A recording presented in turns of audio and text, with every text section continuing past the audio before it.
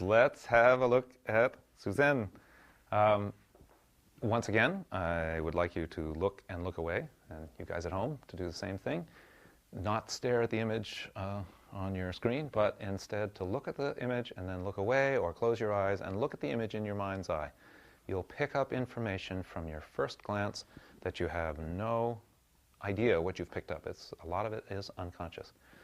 And then we need to come up with a few good things. What are the positive things that Suzanne already has accomplished or already brings to the table that we can use as advantage or are already done that we don't need to think about? My first impression was that, Suzanne, you have really healthy fabric. Like, your blood flow is really good, your skin color, and the movement. Great. She is indeed very radiant, and I love the way her shoulders and her rib cage are set so deeply and securely into her body. If you look at Suzanne, she's already there. Already very open in here. So I don't need to dig around in those tissues. Great. All right, that's good for two things. How about a third thing? I'm finding that left to right and top to bottom, she's very well grounded and very well balanced. So I'm finding grounded but uplifted, and left to right very well balanced. Great. So those are things that we don't have to worry about or that we can use as advantages. It's really, I hate to use the word, but ignorant to ignore the good stuff that the client is bringing in. If we stay focused on a set of problems, that's all we get to deal with is a set of problems, and the client is a set of successes with a minor set of problems. What can we look at and think about with Suzanne that might make her more functional in her own terms? More functional, even though her body is really quite balanced now. She's come to us for something. We're not going to take her history or even ask her. I'm deliberately doing this on the program here. I'm not allowing you to have any history with the client, and not allowing them to say what their complaints are or anything, so that we're just working on what we see. Of course, in real life, you'd have the history, you'd have other things to help you. But right now, we're just looking at that pattern. Now, what can we see in terms of dropping a plumb line through the middle, dividing her left from right? We've already said that she's fairly balanced left from right, but what else can we see? One of the most apparent things that I noticed about Suzanne is the medial rotations in both of her feet. Okay, so we're going to make sure that we use the language properly. A medial rotation would be in the horizontal plane. Is that what you mean? Is that she's pigeon-toed? I meant medial tilt. That's right. She's medially tilted in both feet. That's what I was thinking. You call those feet? Is what I want to say. Here is this marvelously healthy woman. Look at her head, look at her shoulders, look at her head. The farther we go down her body, the less energy we have, and by the time we get to her feet, we wouldn't want to say this in front of her, but those are hockey puck feet. They slide around the ice, because if you don't have an arch, they're not prehensile.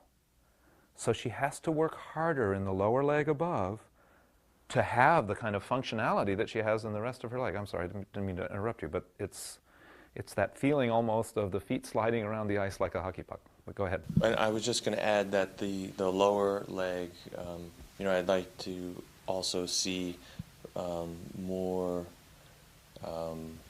strength, and have it pop a little bit, get the energy that is holding so strong to open up and sort of match the rest of her legs and. Man, you've been told off now. Your legs lack pop. Yeah. Now I would ask something about your history. Are you a dancer? I used to be. You used to be. Mm-hmm. With terrible feet. With terrible feet, yep. So she dances in spite of her feet, or maybe she danced her feet into the condition they are now. We don't know, because we're just seeing her today. We don't know what the history is. Okay, so that's not actually right from left, but it is a very predominant feature in her structure. What else might you see? To me, it appears as though her right shoulder is rotated forward, and possibly her right hip as well, or at very least the right hip is elevated. All right, let's check those things out. You had three things here. One was the right shoulder was rotated. That would be like this. Is that what you meant? Or maybe the entire rib cage is rotated. Okay. Maybe that's what I mean. So you're saying there's a left rotation of the rib cage relative to the pelvis? Yes. Okay, great. And then we can check this. You can tell me, because you can see my fingers, is one finger higher than the other? Is the right hip higher or the left hip higher? Right. The right is higher. The right is higher. So the right is higher, and now I'm right on those ASISs. More forward. Actually, she can tell you better. Look down and look down to where you can just see my fingers in your peripheral vision. Is one more forward than the other? Slightly. Slightly.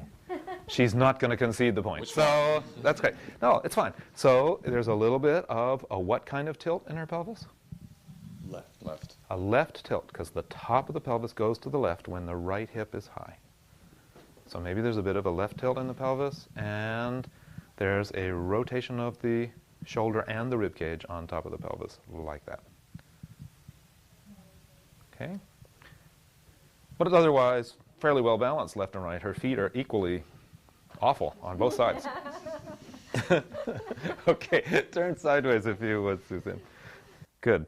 So now we're looking again at these placements and displacements in terms of the shifts.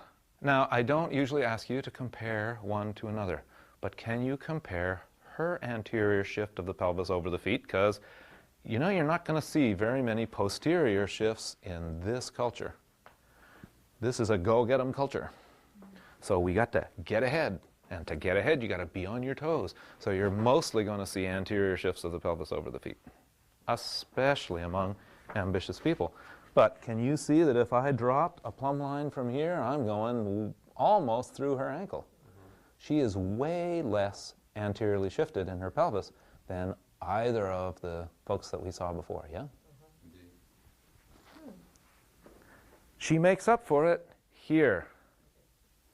So even though it doesn't look, just bend this arm for a minute for me, it doesn't look as though her pelvis is anteriorly tilted either, does it?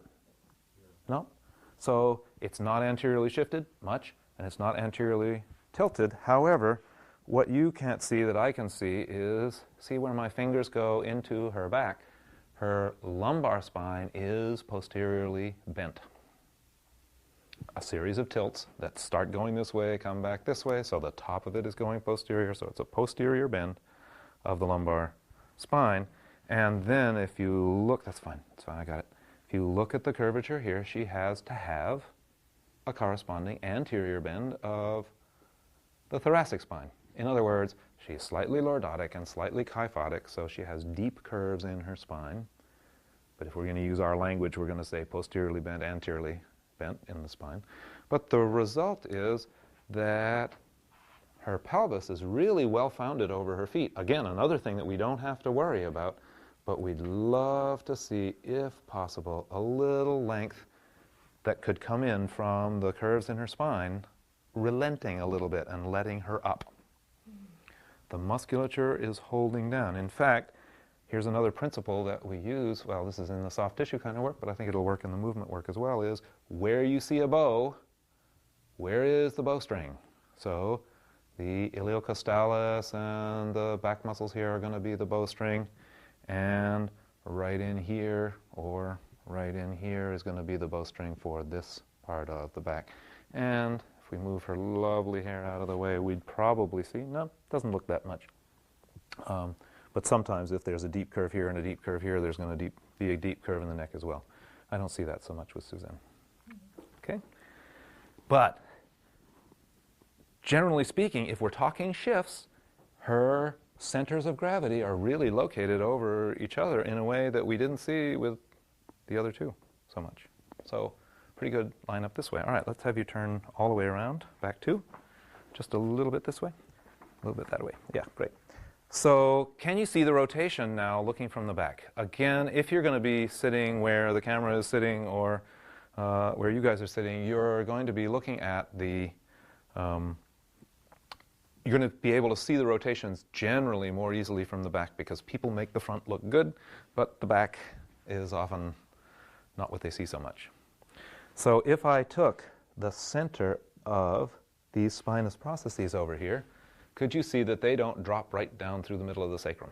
If I dropped a plumb line from here, which leg would I drop onto? The left leg. Okay, so we already know, however, that her spine is rotated to the right, so it must be shifted a little bit to the left, isn't it? Can we see that in this contour? Here's a measure. That's a great measure to have. Just put your arms out a little bit. Do not use the measure between the arms and the body. It's not reliable. Arms are too different. However, here's a good reliable measure. Put the arms out like this.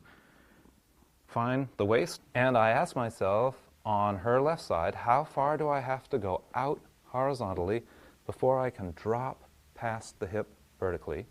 And how far do I have to go here horizontally before I can drop past the hip vertically? I don't have to go nearly as far over here. She's very balanced, but we're nitpicking.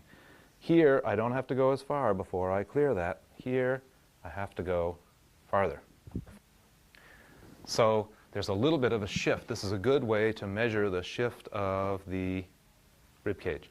The side that looks more boyish, in other words, a straight fall from the ribs to the hips, generally the rib cage will be shifted over to that side. The side that looks more, excuse me, I don't mean anything genderist in this, but it just looks more feminine in its nature. There's more of a bulge between the waist and the hip is going to be the side that the rib cage is moving away from. Not a great example here because she's really pretty close, but I just wanted to make sure that that got into here because it's something that I use really often. Okay. Is there anything else that, here, you can turn around and face forward again. Is there anything else that you wanted us to take note of? No, you guys got that because Yeah. I did an imaging thing, and yeah, it was. So I'm wearing a lift in my heel. So you're wearing a lift in your heel. Yep. I don't know how you feel about that. I feel if you can't get the pelvis horizontal by means of movement work or soft tissue work, then you're better off to have a lift in the heel because, as we were discussing earlier, the pelvis is the keystone of human architecture. So if the pelvis is skew-if, the spine must be skew-if, and the legs and walking have to be skew-if. So better to get it horizontal. Yep. There is an argument that if it ain't broke, don't fix it, because some people have no pain at all, and if you put a lift in, they have pain, even though they've made the pelvis horizontal. So at that point, they've adjusted successfully, and I'm not going to put a lift in the shoe. But if you're working out with it, well, that's fine. There is one thing I want to play with. If you could turn, actually face me sideways. If there were, we're now looking, we've just been looking at the skeleton up till now, and I wanted to look at the soft tissue. We did say something about opening the soft tissue here and here, but there's one other piece of that. If you looked at Suzanne, is there one area that stands out to you, and I'm turning her side too deliberately because that's where I want you to look, that would say, boy, I wish I could get a little more length here to help her body to come up? Anything in particular? It looks like the thoracic curve to me. So if you look at what would help open the thoracic curve, do you see this dishing in here? It's culturally great. You're supposed to have that. It's part of your six-packs. However, what it indicates to me is she's really pulling down with those external obliques. That means she is creating somewhat this thoracic curve because the external obliques don't pull acrossways. They pull down and in, so they would tend to pull down. However, I was thinking of something else, and that is right here in the groin, in the hip. It would be lovely if she could lift up more in the pubic bone and I'm doing it on the outer part of the hip bones here. If we have her, I'm going to have you just take your hands together and go right on up over your head and look up at the ceiling. Do you see how her pelvis goes forward when she does that? Come back down again. Now, it's going to go forward like that, but it's not only shifting forward, it's tilting forward. So go ahead up. See it tilt? In the best of all possible worlds, put your hands together, and as you go up, the pubic bone's going to lift your chest up, and your chest's going to lift your arm up, and your arms are going to lift your head up. I don't know. Does that look different to you? You're out there in video land. Can you see the difference? So do it again where you did it the first time and just let the pelvis go down. That is really crushing her back. It's really compressing her back compressing her vertebrae in the back. If she lets the pubic bone go up, there's much less compression in the back. Do you see that? So even though she doesn't have an anterior tilt pelvis yanked in there, functionally when she goes up, it really goes pretty anterior relative to what we're doing. So in Anatomy Trains terms, I would be thinking about how could we open the superficial front line and somewhat those deep groin muscles in the deep front line to open up the front of that pelvis. Functionally, that would be a thing that, even though she's really well balanced, would help her in her movement. Okay? Yeah, thank you. Thanks a lot, Suzanne. All right. We really appreciate all these folks coming up and standing in front of the crowd and doing this. We're going to go now to doing the same thing, but having it go a little faster by not having the audience participation. I just want to sort of lay out what the kinds of things that I would see in my practice with a few more people. Then you'll have an opportunity to practice this with photographs for yourself. So now we're here with Janice. We're going to shorten this up a bit by I'm just going to tell you some of the things that I would be looking at with Janice. So I would remind you to do the first impression bit and the 3 good things bit. We can see she has nice long feet and they hold her up really well. Her body is long and tall, especially in the front, and generally her balance is good. We could list more good things, but we're going to just take on some of the things that she could change or that we might think that way, because in the interest of time. So you might first see that the shoulder girdle is tilted this way. And the second thing, just let your arms go out, is that you might see that even though the hips are level, this side from armpit to hip is shorter than this side from armpit to hip. Yeah? Thirdly, if you want to bring this all in as one piece, this shoulder is more forward. Her left shoulder is more forward than her right. So if we put this all together, we see that the rib cage has a right rotation and a left shift. And as the rib cage shifts to the left, the right shoulder drops into the space that the rib cage has left behind. So a lot of these things could change. You keep your pelvis exactly where it is, and if I untwist the rib cage and lift it up, does that not make the shoulder girdle more even? So the shoulder girdle is just doing what the rib cage told it to. So how might we think of this in soft tissue terms? Well, since this part of the rib cage is pulled over towards this part of the pelvis, we start thinking about the tissue of the spiral line, the internal oblique over there and the external oblique over here. If we could lengthen that stream, that string, that sling that's coming around here, we could help bring her around towards more balance. If this is twisted this way and her head is coming straight ahead, what can we say? If there's this kind of twist in the spine, then there has to be this kind of twist in the neck. So as we encounter these things, we have to, as we undo one twist, we have to get to the next. So Janice, if I could get you to turn sideways. Great. And as we look at her sideways, we have an interesting thing here, because oftentimes, and we started with this when we were doing the terminology, we said the rib cage drops behind the hips. But if you look at Janice, if anything, her rib cage, take the center of gravity of her rib cage and the center of gravity of her hips, her shoulders are in fact in front of her hips. And if we do this test, she does not. Oh, is she? No, she doesn't. She's just a little bit of muscle tightening, but there isn't that shift towards the anterior that we saw in others. So she really has a nice line going through her body from the chest down to her feet. It looks as though her chest is a little bit in front of the pelvis, but it isn't really.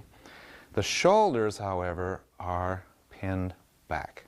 Do you see? If we took the center of gravity of the shoulders and the center of gravity of the ribs, the shoulders are behind the ribs. So we would hope that in the soft tissue terms, we could lengthen the rhomboids and maybe the trapezius and maybe the levator scapulae and let the shoulders come down, because as the shoulders came down and forward, the head could come up and back.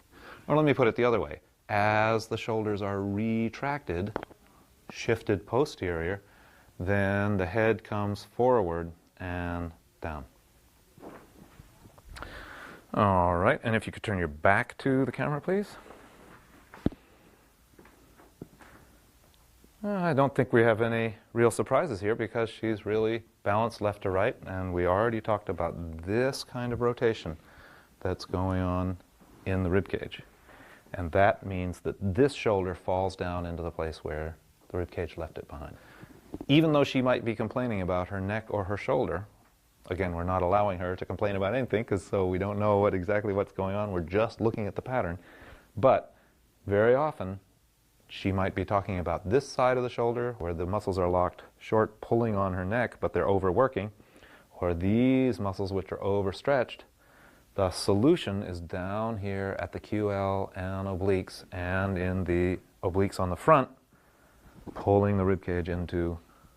So the tilt is located here, the rotation is located around front here. I do want to go more down to the legs for a moment, so if I could get you to face front for a sec. And because we haven't spoken about this yet, if we can focus in from the waist down, if you put headlights, flashlights in her knees, which way would those flashlights go? Are they more turning in or more turning out? I think that you can see that they're more turning in, and which one is more turning in than the other? The left is more turning in than the other. But if you look at the feet, the left foot is also turning in a little more, the right foot turning out a little more. This leg is a little bit rotated this way, this leg a little bit rotated this way compared, and they're both turning in, but one compared to the other. However, the support up the inside of the legs is something that we would want to increase with Janice. Those are just a couple of points that we might bring out and notice. Thanks for coming in. Thank you. So in here with Mr. Zach, not only am I feeling vertically challenged, I'm feeling structurally challenged because this guy is just a paragon of virtue in terms of his structure. So his, if we were to, you could do the thing with getting your first impression. You could come up with 3 good things pretty damn easily because this young man is very well balanced and pretty well located around a center line. We don't see a lot of difference left from right. So I'd really like to use this to focus in on a particular issue. Just quickly, if we look at him right from left, not a lot of striking issues that we see. If we look at him sideways, turn sideways if you would, we get a little bit the ubiquitous, we actually just saw it with Janice with the head forward and the shoulders back, but otherwise the line down through his body is very straight and a little bit arguable if we were nitpicking, but fundamentally a pretty strong body. However, there is something that I would like to bring up, and if I could get you to turn towards the camera. Actually, yeah, we'll do it towards the camera and then away. If you notice this big bulge of muscle on the inside of his knees, if we were going to say that he had X legs or O legs, X legs being towards knock knees, O legs being towards bow legs, we would generally be inclined to say that his legs tend towards the X. Yeah? The knees are a little closer than the ankles, or a lot closer than the hips. And so he's bulked up on the inside to try to support the inside of those knees. And if you look at the corresponding points in the joints, the outside is higher than the inside. In other words, the hinge going through the knee is angled that away, or that away. So the tissue on the inside of the leg is pulled down, and comparatively that on the outside is pulled up. So in terms of a soft tissue strategy to help, you can also see a little bit of the rotation of the toe on this foot, the tendency with that knock knees to roll in. His feet are great. We're looking for tendencies. However, as a soft tissue strategy, as a movement strategy, particularly in soft tissue work, I would be working to move the tissue on the inside of his legs up in order to better support the core of the pelvis and to allow the outside of the leg to come down. So he wouldn't be working. He's still, whether he feels it or not, he's working a little extra hard in his feet to hold him up. But considering how long a spine he has to deal with, he's doing really well in keeping that head 6 feet off the ground. Yep. Okay, thanks, Zach. So here's Mr. Lawrence, who's come in to submit himself to this process as well. Very much appreciated. If you look at this dancer, you will see that he has that dancer's carriage of his body. 2 elements to that really come out and strike us. One is the tendency, the residual tendency, because he's trained himself back out of it, to have a turnout in his legs so that the knees, we're not talking about X legs or O legs here, we're just talking about a lateral rotation of the femurs in the hips, and the whole legs are carried along with that. A tendency also on top of that to carry the upper body high. Yeah? If you look, he looks very wide open in the front, broad in the front, especially across the chest. Now, if we take and turn him around, can we get you to turn around? He does not look as broad across the hips or the back. He's not doing so bad across the shoulders. But there's this idea of being open in the front and a little bit closed in the back. It's a dance pattern, but it's also a pattern that you will see in those who don't dance. And so what I'd like to have is this idea of cylinders. We can see that the body is 2 cylinders from the feet to the hips, 2 legs. But imagine those cylinders kept going. In this part of his body, the cylinders are turned this way on each other. So he looks broad in the front, but a bit narrow in the back. Same here. Actually, he looks very lifted on the front in his chest. But if you look, turn around once more, at his shoulders are what we would call medially rotated. If I exaggerate it, there's a little bit of that in his shoulders on top of his chest. So if we then, one more turn to the side, his shoulders, if anything, are in front of his head.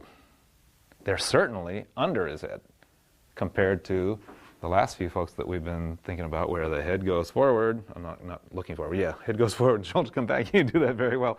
Okay, go back. That's uncomfortable. Come back to this one. I like it better. So his head is very well up on top of his body. But the one price he pays to get there is to take these cylinders and roll them forward like that. Okay? We could almost say that almost all of his body, the cylinders are going together in the back and opening in the front, except the shoulders themselves. Not the chest. The chest is doing this, but the shoulders are coming around that way. It really gives him a good alignment. However, if you turn your back to the camera for a second, you can see the strain in the rhomboids and in how the shoulder blades are here, just leaving a little bit to be desired in terms of the balance of the tone there. All right, so if we look at Lawrence from the back and kind of go with that cylinder idea and the lift, there's another place that he's paying for the lift that comes at some cost, and that's here in the backs of his legs. His adductors, hamstrings, and deep lateral rotators are rolling in to create the lift in the chest here, and that's costing him a little bit. You can see how much bulk he has to have in the muscles of his lower leg to hold up the upper leg that way.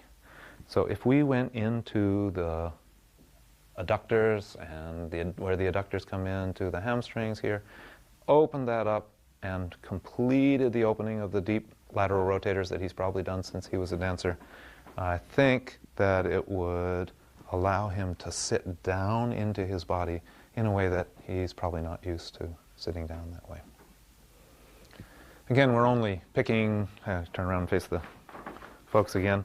We just do want to point out also that he's dealing, if we can come down to his feet, that he's dealing with a dancer's occupational hazard which has gone into his post-dancing life, which is bunion soup here, where in our language we would call this a lateral rotation of the big toe, because I know that's a weird way to put it, but the big toe should be following the first metatarsal, but it's been pulled or pushed over here, so it's a lateral rotation. And in here you can see a medial tilt of the big toe. So this one's mostly laterally rotated, a little bit medially tilted. This one is strongly medially tilted. That gives a little less support to the front of his body, and again reinforces that idea that he has to contract the back to lift the front. Now, what can be done about this at this late stage? Sometimes you can do something manipulatively with these hallux valgus, as it's called in Latin, or laterally rotated big toes, but sometimes it's just something that the person has to live with. If I can draw your attention right here in Lawrence's back, we've talked about how this is all rotated in, pulled up into the pelvic floor, and that we see a deeper valley here because of the cylinders going like that. If you look just above the his underwear here, you see that the lower two vertebrae, in fact really only the lower one now that I come to feel it, L5, is back compared to L4 being forward. Now we need an X-ray to know if this was a spondylolisthesis where one vertebra had slid on the other, but whether it's literally slid or it's just a slight flexion of the L5 on the sacrum or L4 on L5, it does create strain that comes through this part of the back, and it doesn't, it does two things. It doesn't serve him to take the weight of his body right down through the spine into the sacrum, and it requires this extra muscle tension here. I could play air on a G-string on these muscles above this area because they are working so hard to splint that part of the spine. Again, I just want to emphasize that we're nitpicking in a very well-balanced, very well-handled body. However, anybody who comes to you, you need to take it from wherever it is up to the next level, so these are the things that we would start to look at. I would not start here. We would start by opening, as we're now into strategy, I would start by opening up the cylinders so that he occupies his back body more and his front body, well, not less, but correspondingly a little less, that he occupies the back body more, and then we could begin to look at what it would take to have this one vertebra go a little bit anterior and this vertebra come a little bit posterior. Yeah. So even now he's able to play with that, such as the awareness in his body. But if we could get the tissues free around some of these other things, it would be even easier for him. One more time we can see this, that the shoulder girdle, if I put my two fingers here, is actually tilted slightly on, again, very balanced, but there's this slight tilt to his left, so the right shoulder high and the left shoulder low. This is caused by a slight rotation in the rib cage and then the shoulder falling off. When the shoulder falls off, the trapezius muscle, especially the upper part of the trapezius muscle that hangs on to the acromion process and the clavicle out here, has to go tight eccentrically. In other words, the shoulder's trying to fall off the ribs and this is going, ah, no, and pulling back. So the fibers are constantly being stretched and he's constantly having to pull back on it. This is prime way that you create trigger points. So no surprise if we were to find trigger points and areas of pain that he carries fairly constantly in this trapezius. But looking at what the relationships are that create that, we would be thinking about how does that scapula sit, how does this rib cage sit, because if we could get the rib cage to come up under the shoulder, it would support that trapezius to be a bit shorter, and it wouldn't have to go long.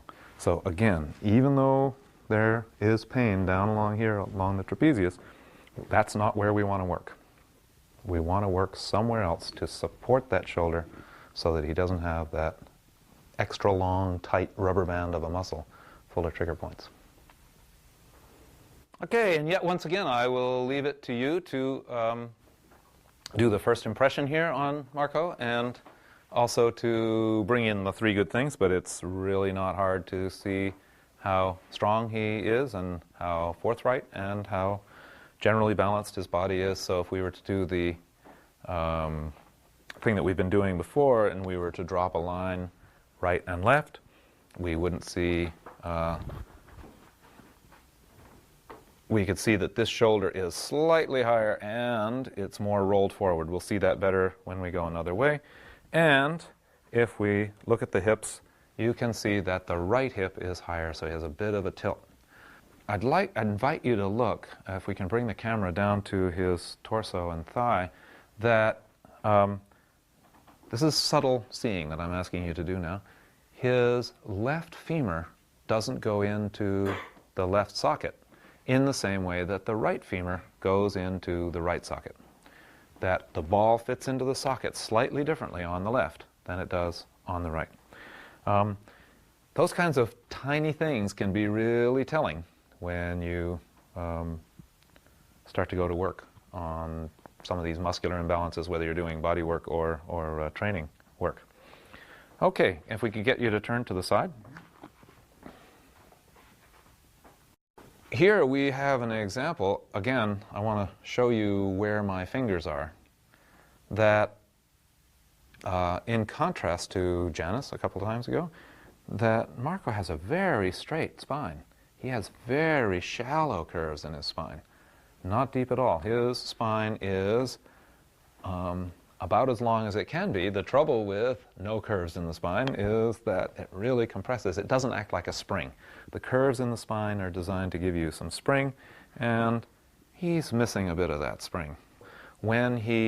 If you see how strong his limbs are, if he takes that body into the kind of athleticism that his limbs are capable of, his spine will actually be taking more compression than it might be capable of. You're nodding your head. What's up? Mm-hmm. Because it does. Because it does.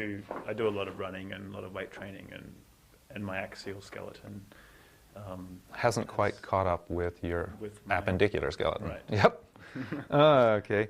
And turn your back to us. Yeah. Mm-hmm.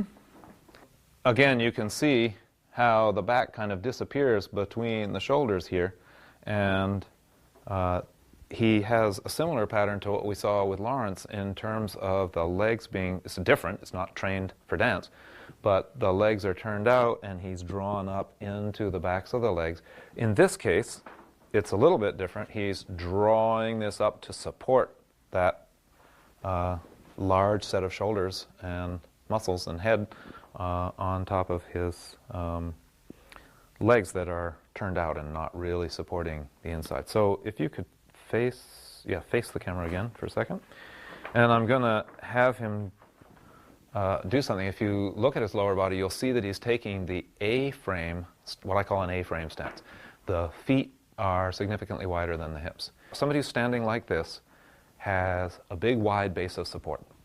If you want to see what's going on with somebody who has what I'm calling this A-frame stance, have them, artificially, I understand, stand with your toes and your heels together, your ankles and your big toes together.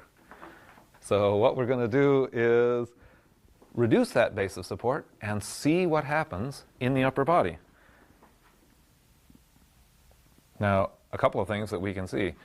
As he stands with his feet together, his arms are coming out and his elbows coming back, which means he's working harder with the shoulder blade to stabilize himself. That's fairly natural.